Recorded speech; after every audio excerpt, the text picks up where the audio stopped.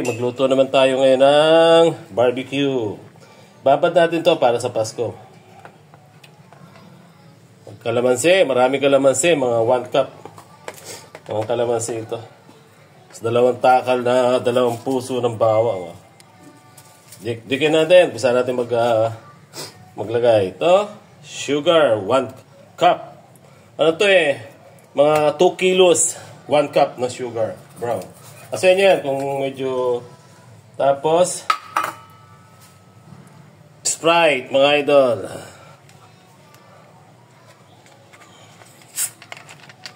Iyon, no? Lagyan natin ng Sprite. Medyo 1 cup din ng Sprite. 1 cup Sprite, mga idol. Ayan, para mababad siya. Ayan. Tapos 1/2 cup na ketchup. Sama-sama na natin. Ito, cooking oil para hindi siya masyadong mag-dry pag ginaihaw niya na. Lagay na natin ng cooking oil.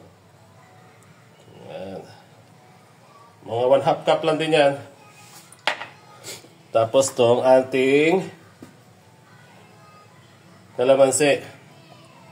Ito, 1/4 cup lang, Asin niya, kung gusto niyo mas maasim na maasim. 1/4 cup. Yan, may nahalo pang isang buto. Okay. Tapos yan. Lagyan naman natin siya ng 1 tablespoon. Na paminta. Powder siya. Binablog to ng aking barbecue. 1/2 cup na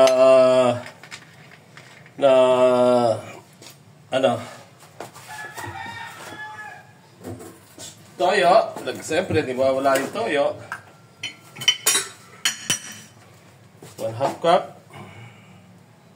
Ano pala to? 1/4, no? 1/4 cup to. Gawin natin 2. Wala na kasi kung takalan Ano to? Para sa Christmas party namin, Ayan, ganyan lang kasimple to. Pero mapakasarap nito. Kabad natin sa Sprite. Ikaw mga dyan.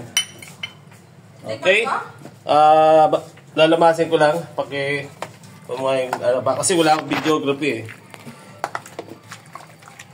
Ayan, Tapos, pwede nilagay ito sa ref pagkatapos. Hindi kasi ito, liempo siya, mahaba. Matagal pa naman ang Pasko, para mga 5 days pa, Mas masarap to, mga 5 days.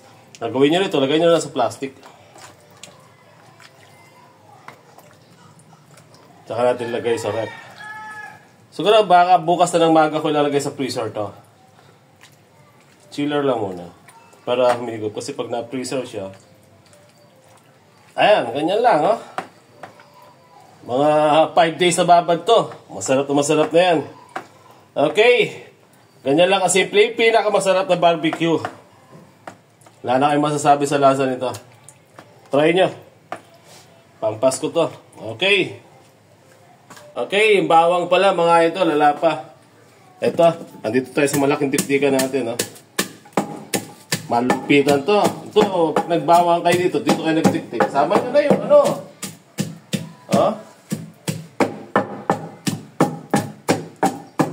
Malupit ito. Timbalan. Kasama. Iyan, laki ng tiktikan natin. Tapos, lagay lang natin ng kunting tanggal balat lang, Balat niya, malasa Ayan yung, yung ating bawang. Ilamos lang nyo dyan. Samba na natin dito para maglasang bawang. Tapos lagyan din natin siya para kung may garlic powder kayo. Ito, garlic powder. Mga idol, Hindi ko na nilagay dapat 2 puso. May garlic powder pala. Mas concentrated, Mas masarap. Siguro, ito, 1 tablespoon. Dagdag natin para mas malasa. Lasang-lasang bawang siya. Ayan, no? Ayan, no? Tapos, konting masahe uli. Nagugas naman tayo ng kamay. Pwede na to. Ayan. Amoy na amoy bawang na. Talagang yung malalasahan mo na yan, no? Okay. Goods na to. Talagang wala na siguro ako nakalimutan pa. Okay na to. Sige. Tapos may bawang na siya, di ba?